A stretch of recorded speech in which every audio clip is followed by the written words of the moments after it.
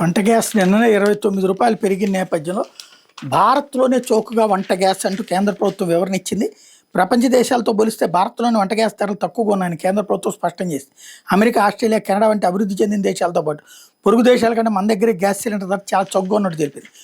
ఈ మేరకు కేంద్ర పెట్రోలియం సహజ వనరుల మంత్రిత్వ శాఖ ఆదివారం ఒక ప్రకటన విడుదల చేసింది. పశ్చిమాసియా సంక్షోభం కారణంగా అంతర్జాతీయ మార్కెట్లో గ్యాస్ ధరలు ఫిబ్రవరి నుండి జూన్ నాటికి సుమారు 46% పెరిగాయి.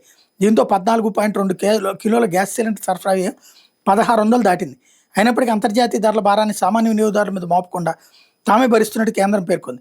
ప్రస్తుతం దేశ రాజధాని ఢిల్లీలో సిలిండర్ కోసం సాధారణ వినియోగదారుడు రూ. 942 చెల్లిస్తుండగా ప్రభుత్వం ప్రతి సిలిండర్ మీద దాదాపు రూ. 700 నష్టాన్ని భరిస్తున్నట్టు పేర్కొంది. ఆయిల్ మార్కెటింగ్ కంపెనీల నష్టాలు గత ఏడాది 60,000 కోట్లకు చేరితే 30,000 కోట్ల పరిహారం చెల్లించడానికి కేంద్ర కేబినెట్ ఆమోదించినట్టు వెల్లడించింది. ప్రధానమంత్రి ఉజ్వల యోజన PMUY కింద దేశంలో 10.58 కోట్లకు పైగా వంట గ్యాస్ కనెక్షన్ ఉన్నాయి. ఉజ్వల లబ్ధిదారులకు ఏడాదికి మొదటి 4 సిలిండర్ మీద ఒక్కో సిలిండర్కి 300 చొప్పున ఏడాదికి 1200 చెల్లిస్తోంది. దీనివల్ల ఉజ్వల వినియోగదారులకు సిలిండర్ కేవలం రూ. 642 లభిస్తోంది.